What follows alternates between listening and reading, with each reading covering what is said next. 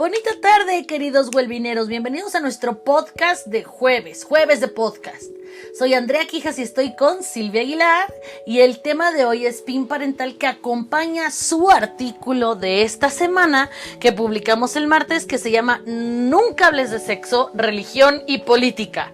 Hola, Sil. Hola, ¿cómo estás, Andy? Bien, gracias. ¿Y Tanto tú? tiempo sin verte. Sí, cierto.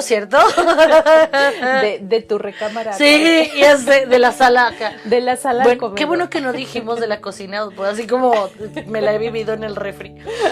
Muy bien. Oye, pues tenemos un tema, digamos que preocupante, álgido, digamos que puede ser de mucho interés para muchas personas y yo diría para todos. Pero yo creo que lo más importante es darle difusión, porque hay cosas que pasan no en México, sino en el mundo, en la vida, y no todos estamos conscientes de lo que está sucediendo. No solo en México. Entonces, claro. eso es a lo que voy. Ahorita vamos a hablar de algo que nos atañe en México, pero hay gente que no nos escucha en México. Chécate qué onda con el PIN parental en tu casa, ¿no? Claro. ¿Y tú qué opinas acerca de esta frase A ver. que dice, yo educo a mis hijos como a mí se me da la gana? ¿Qué opinas de esa frase? Yo opino que esa frase viene de una mamá fálica. Okay. Freud y yo, ayer que estábamos chismeando en el café en Viena. Ok, a ver. O sea, ¿qué te dijo Freud? Sí, rápidamente los padres fálicos son, no sé si alguna vez han visto el meme de la nutria que agarra a su bebé y dice, I made this, o yo hice esto, sí, ¿no? Claro. Ese es como el resumen del padre o la madre fálica. No voy a entrar en grandes intensidades psiquiátricas, psicoanalíticas, pero básicamente es este papá o mamá que consideran que el niño es una extensión de su propiedad y que el niño refleja en él todo. Entonces, por ejemplo, ¿qué van a pensar? ¿Qué van a decir de tu mamá? Es una cochina si tú no limpias, ¿no? Claro. ¿Qué van a pensar? Que tu papá es doctor y que no puedo tener un hijo doctor, ¿sabes? Ese tipo de cositas. Entonces, si tú dices que yo puedo, ¿qué dije? Que yo educo a mis hijos como se me da la gana. porque soy tu madre y te voy a chanclear, pues sí, señora, o sea, soy de su pertenencia, entonces no hay como mucho espacio. Claro, ¿no? Claro. Y además obedeces a un miedo terrible, ¿no? Bueno, como papá, Como claro. papá, obedeces a un miedo, ¿no? Yo educo, es como, por ejemplo, este comando de yo educo a mis hijos como a mí se me da la gana, pues viene después de una posible crítica o una posible observación de que pues las cosas se pueden hacer de mejor manera, Exacto, ¿no? Sí, o sea, como que es este miedo, ese miedo. Se llama la disonancia cognitiva, cuando mi realidad y la realidad son diferentes. Entonces yo creía que estaba haciendo las cosas bien y tengo pánico porque ningún chamaco viene con instructivo, y entonces cuando me dicen, has puesto a pensar en vez de escuchar a la otra persona, entonces no, voy a necear en lo mío, voy a vivir en la disonancia. Y te cayó la boca. Claro, ¿no? Porque nadie se mete con la educación. Porque yo parí, ¿no? Porque yo lo parí. Exacto, sí. Bueno, pues creo que quise hablar de esto como preámbulo a esta ley que se aprueba ahora en este mes, que se llama la ley del PIN parental. La describo en el blog, en el artículo que escribí, pero pues para quienes no lo hayan leído, el PIN parental es una ley que permite a los padres de familia decidir sobre qué tipo de educación recibirán sus hijos en relación a sus convicciones y sus creencias religiosas. Que el PIN parental viene, o sea, ¿y pues por qué recibe este nombre? Porque yo me acuerdo que hace como 10, 15 años empezó a salir en algunas cadenas de telecable. Sí, es que correcto. tú tenías un PIN, los PINs son como el NIP, no, como el NIP del banco de 4 dígitos, que el papá ponía para que no vieran ciertos canales, como para controlar. el papá que le encantaba la porquería y que tenía el Playboy, le ponía 0095, ya sabes, para que el chamaco, en vez de autorregularme y ver mi pornografía en otro momento, en la sala de la tele, ahí también tengo el Playboy y mejor entonces restrinjo al hijo en vez de restringirme a mí porque es más fácil. Entonces ese era el original PIN parental y ahora ya se llevó a la parte de la educación y hacer ley, hijo. Sí, hacer ley. Eso es lo grave. Hacer ley. Y lo más grave, bueno, hay muchas cosas graves en todo esto, por eso lo estamos abordando, ¿no? Al final de tu explicación sobre lo que es un PIN, pues no es otra cosa más que un sinónimo de control. Claro. ¿Sale? O sea, yo puedo controlar lo que tú ves, lo que no ves, yo puedo controlar lo que tú estudias, lo que no estudias. Lo que sabes, lo que no sabes. Y además, lo que sabes lo voy a controlar en relación a mis convicciones, a mis religiones, a mis creencias, ¿no? Ahora, nota al pie. Hay un montón de papás a través del tiempo que han hecho esto. Por ejemplo, los papás que deciden criar a sus hijos en sectas están ejerciendo ese derecho, ¿no? Sí. Los papás que deciden esconder a hijos que tenían algún tipo de discapacidad, eligen. Entonces, técnicamente no es nada nuevo que un papá tenga como potestad absoluta o control absoluto. Creo que lo más importante es estresar porque al ser ley es un problema. Es un problema, básicamente, porque es anticonstitucional. Es anticonstitucional desde el momento en que tenemos un artículo 3 de la educación que habla de que la educación que se imparte en el Estado, Federación o municipios tenderá a ser un derecho para todos, armoniosa, y a desarrollar todas las competencias armoniosamente desde el punto de vista laico, gratuito y obligatorio, ¿no? Para todos, todos tenemos ese derecho. Entonces, el que un agente como, una figura, padre de familia, quiera controlar esa educación laica, gratuita y obligatoria para todos, está atentando contra el artículo 3 de la Constitución. Sí, y además yo creo, no soy abogada, pero el derecho del niño de recibir educación se ve hasta cierto punto coartado por esta ley. Una cosa es que, por ejemplo, yo fui a escuela de monjas y estuve con los jesuitas. Mini, tú como mamá escogiste que esa era la mejor opción, pero nunca restringiste y nunca prohibiste. Esa es la diferencia. O sea, los papás ahorita pueden escoger entre una escuela pública, una privada, una Montessori, una bilingüe, una que enseña en mandarín, en llevarlos a clase de taekwondo en la tarde. O sea, sí, todos los papás tienen ese derecho, pero cuando lo haces por ley, en donde ya vas a tener que como coaccionar,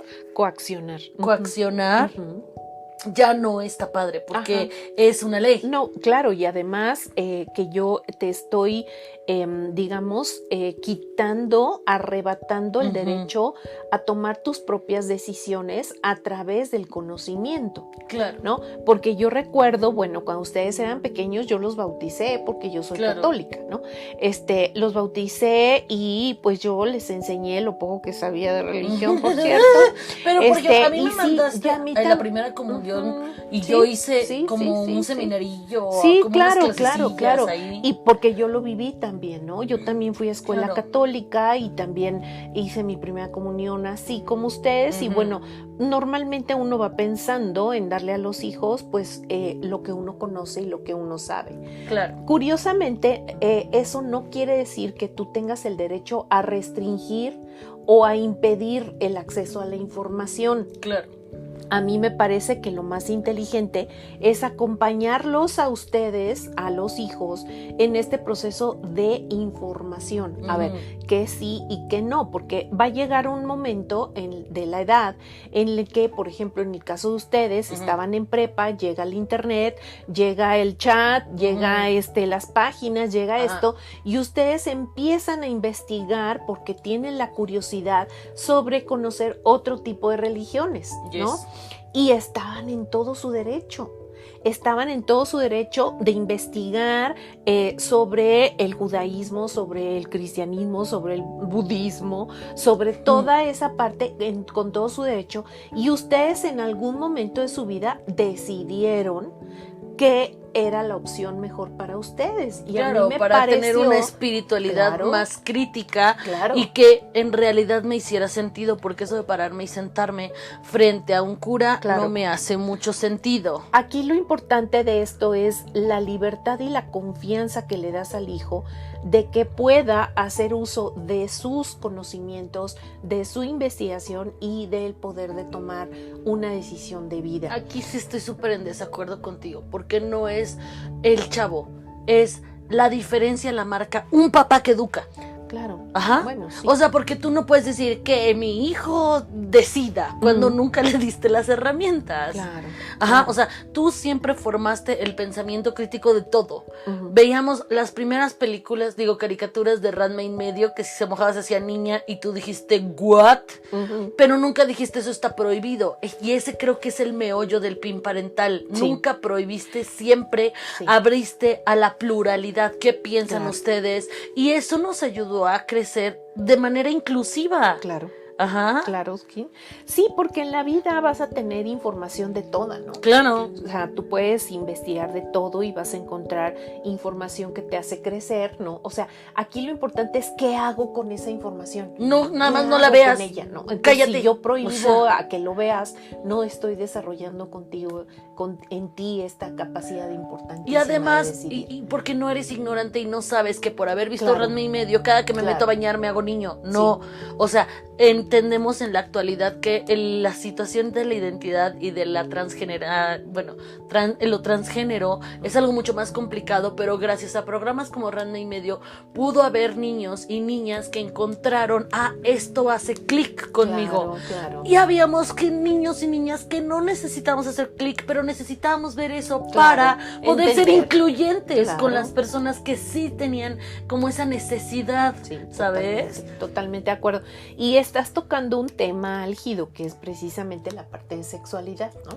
Porque este PIN parental lo que hace es precisamente controlar o vetar el acceso a la educación de tipo sexual. Menciona también algunos temas de carácter ético, ¿no? Pero particularmente ahorita me gustaría abordar esta parte de sexualidad porque el impacto de esto que ya se implementó en algunos estados. Los regios, por ejemplo, fueron los primeros en implementarlo. Para los que no son de México, los regios son toda la gente del norte de México. Exacto, sí. Monterrey, más que nada, ¿no? ¿Coahuila? ¿Todavía no, es regios? nada más Monterrey. Monterrey, sí.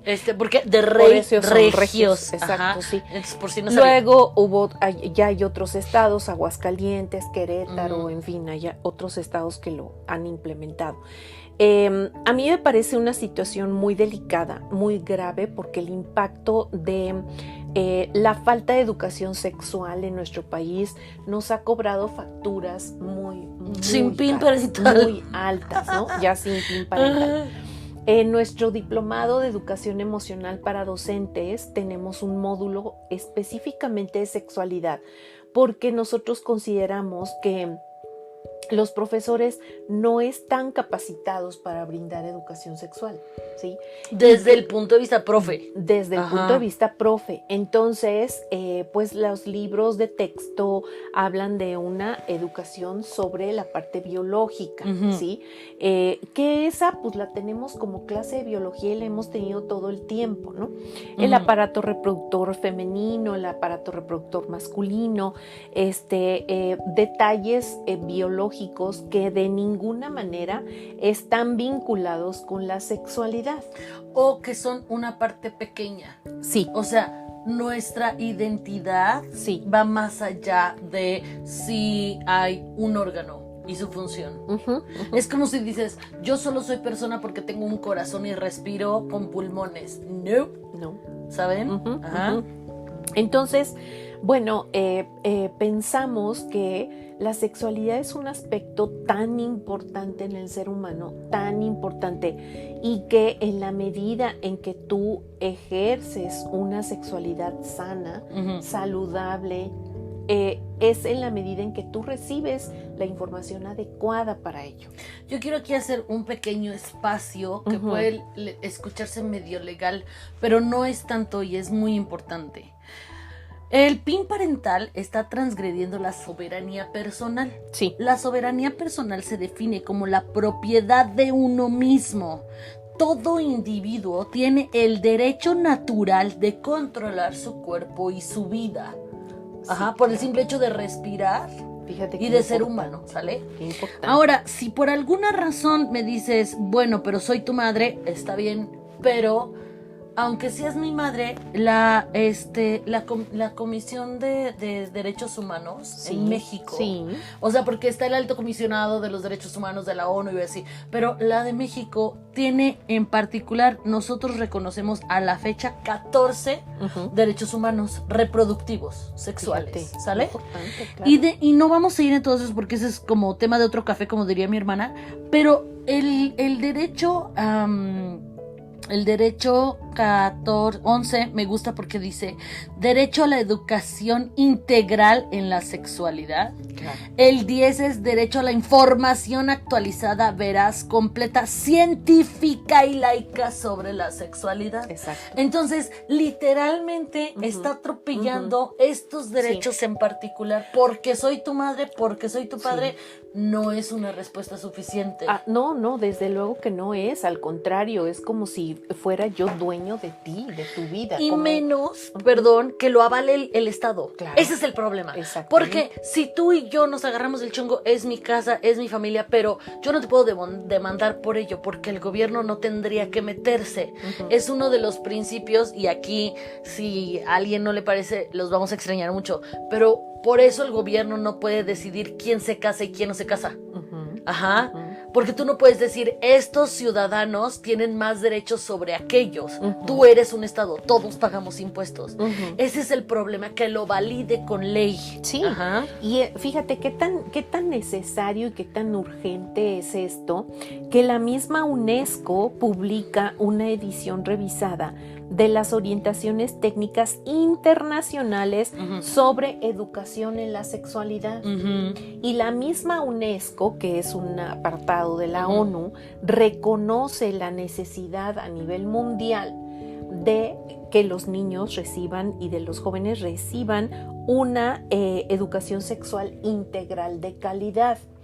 Que aunque exista todo esto, aún muy aparte del PIN parental, no existe un cuerpo de docentes formado, capacitado para brindar educación de calidad en materia de sexualidad, como también hay muy pocos papás también capacitados para poder dar este tipo de información a sus hijos. Y creo yo, Andrea, que en vez de sentarme y educar en mis valores y decirte, hijo, esto es lo que nosotros creemos como familia, te lo compartimos, ¿tú qué opinas? Sí, ¿no? Claro. Mejor prefieres decirte, no, eso está prohibido, no veas, no corres, no empujes, no grites. Así es. Entonces, en lugar de ser una herramienta para educar, es para quedarlos en la ignorancia. Claro. Y yo también echar la flojera, porque qué flojera sentarme a hablar con mis hijos. A nivel social, esto tiene un impacto muy, muy grave, porque si un joven, una niña, un niño no tiene educación sexual de calidad, le estás disminuyendo o le estás quitando su oportunidad de detectar a tiempo el que haya sido abusado. Claro. ¿Sí? Los abusos sexuales infantiles, la detección oportuna de los abusos sexuales infantiles se dan precisamente cuando en un espacio armonioso, de calidad, de educación, se habla de sexualidad y entonces el niño o la niña se da cuenta de que ha sido abusado. Y entonces sé que nadie me va a regañar si digo lo que pasa. Pero si yo soy madre o padre juguete fálico, nadie puede transgredir a mis hijos. Eso no pasó, no es cierto. Tu tío Yo no sí pasa. lo puedo, exacto. Yo sí los Exacto. puedo transgredir. Pero no es transgresión porque soy yo. Solamente, claro, pero Ajá. no. Entonces, cuando tú haces porque estás educando al hijo con calidad, educando a los niños y a las niñas, y a los jóvenes, a las jovencitas, en una educación de calidad y se abre un espacio donde la niña se da cuenta que ha sido abusada y entonces se denuncia al tío, o se denuncia al padre, o se denuncia al padrastro, o en caso de los niños se denuncia a la madre, porque ya hay también casos de abuso sexual por parte de las madres. Las tías también. Entonces estás ahí teniendo una situación en donde estás detectando una problemática que tú no has querido descubrir. Resolver. Y tenemos resolver, exacto. Y tenemos situaciones muy graves de abuso infantil, tenemos una tasa de abuso infantil y aquí mismo lo pongo en el artículo, en donde según la OCDE, México tiene una tasa de 77 embarazos por cada 1,000 jóvenes de entre 15 y 19 años. Y además somos el país número 1 con el mayor número de abusos infantiles. Entonces, ¿qué pasa cuando se ventila todo esto?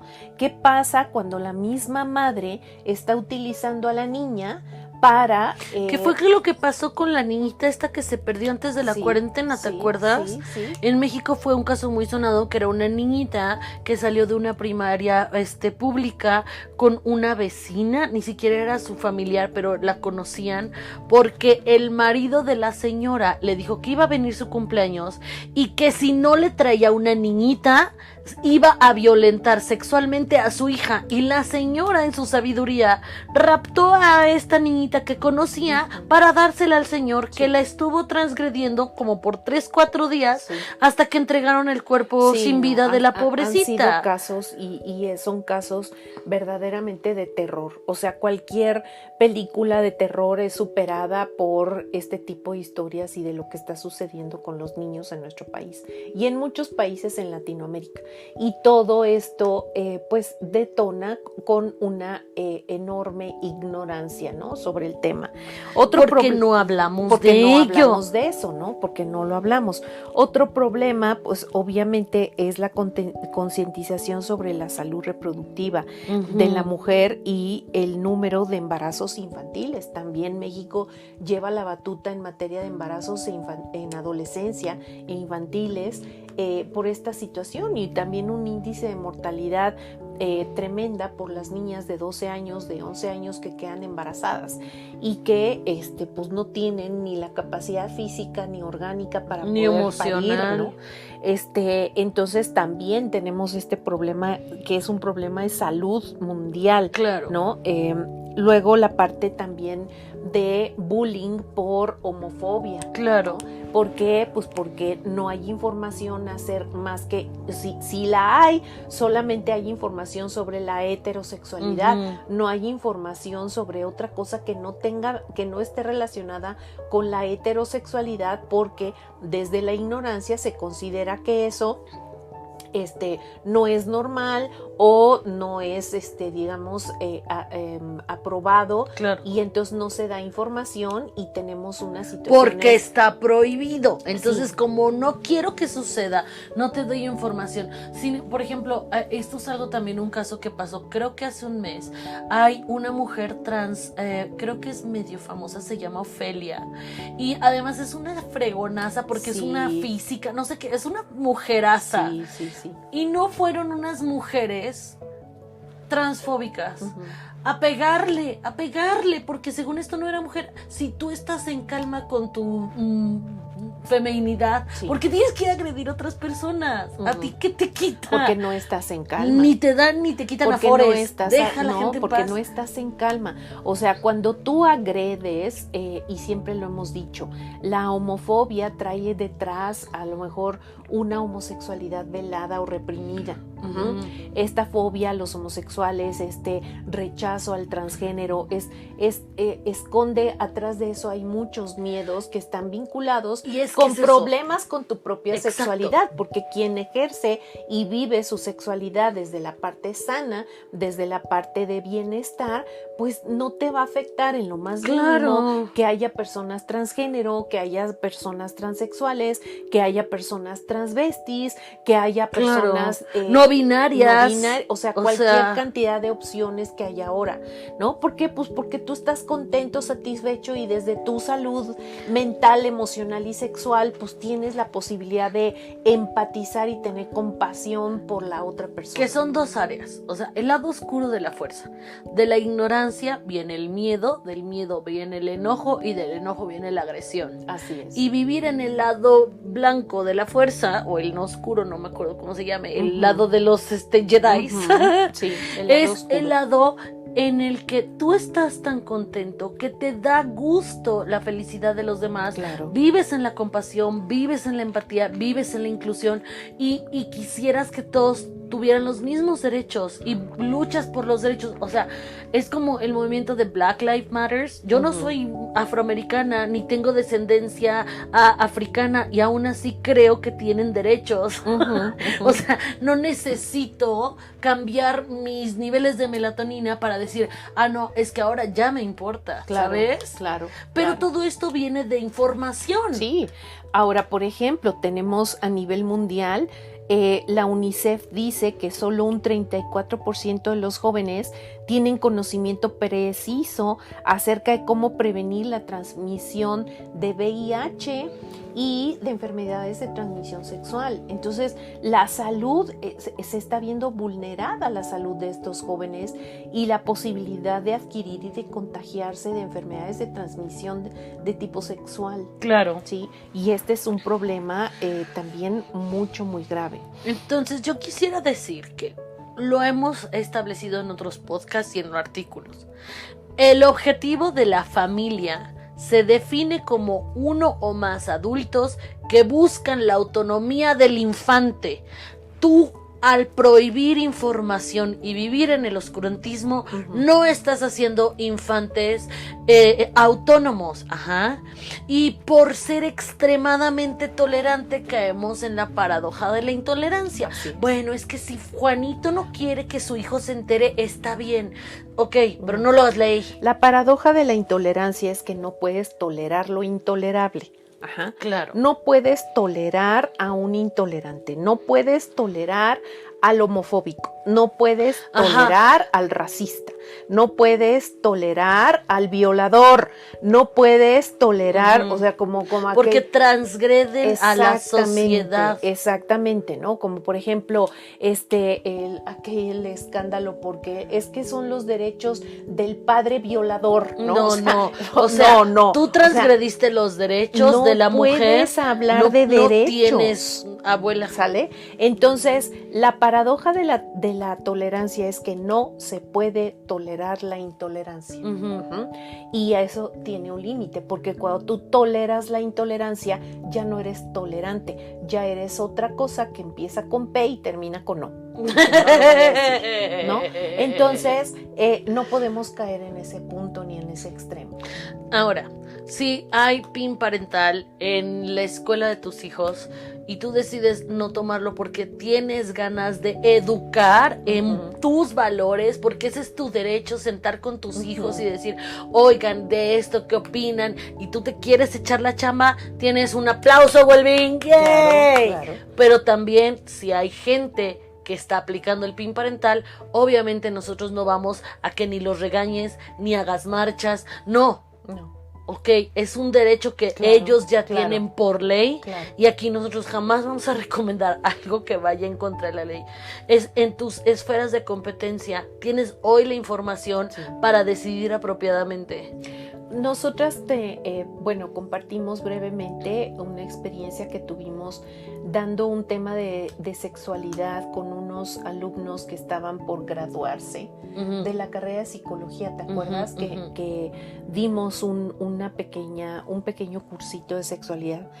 Comenzamos con hacer una detección de necesidades, un diagnóstico de información.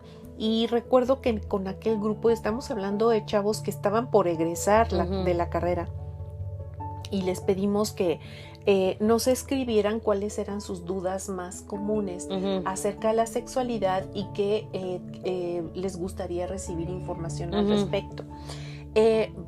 Yo recuerdo que cuando nos sentamos a ver esas hojitas, pareciera que estábamos hablando con niños de primaria, ¿te acuerdas?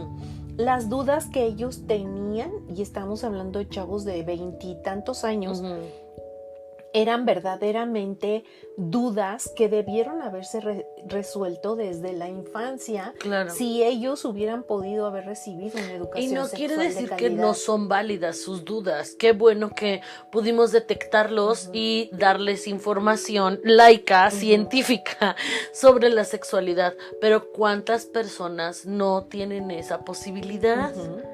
Ajá, ese es el problema. Entonces, creo que, como para cerrar, nosotras votamos por la pluralidad, por la educación, por los valores reproductivos por encima del control, la negación y la ignorancia. Y votamos también por la capacidad de toma de decisiones cuando tú estás bien informado, ¿no? O sea, creo que uno de los mayores orgullos de un padre o de una madre debe ser que tú hiciste una chamba buena. Claro. En un cierto periodo de la vida de tus hijos. A veces puedes pensar que hasta los 18 años, que hasta los 20, o sea, tú hiciste una buena chamba en relación a acompañarlos en este proceso de formación, de educación, de todos los temas, o sea, una educación integral en valores, en sexualidad, en todos los temas y en todas las áreas de competencia, y que al final de esta etapa de acompañamiento tienes que confiar que tú como papá hiciste un buen trabajo y que tus hijos están lo suficientemente capacitados para tomar las decisiones de vida. Claro. No importa si son buenas o no tan buenas, ¿para quién? ¿No? Son suyas. Son suyas, son suyas. Si las cosas salen bien, qué bueno. Si las cosas no salen tan bien, qué bueno, porque entonces habrá la oportunidad de aprender y de crecer y de seguir creciendo con ellos. Claro. Yay, pues ya llegamos al final de este episodio, creo que está muy bien. No olvide que queremos escucharlos también y saber qué otros temas quieren que discutamos en este espacio. Los invitamos a participar en los comentarios de nuestros posts de la fanpage. Y si conoces a alguien que quiere dar el PIN parental y no tiene mucha información, compártele este artículo. Para que identifique sus miedos e identifique la verdadera. Y vea si en realidad sabe de lo que está haciendo, ¿no? Claro, o sea, que tenga mejor información. Nos puedes encontrar en Facebook como Wellbeing Counseling, o si te es más fácil puedes ir a nuestra página www.well-mediapink.com.mx y encontrar las ligas al blog y al Face. Les agradecemos por seguirnos y ser parte de esta comunidad de bienestar. Dale like, comparte y recuerda que trabajar en tu bienestar impacta en el bienestar de todos. Bye.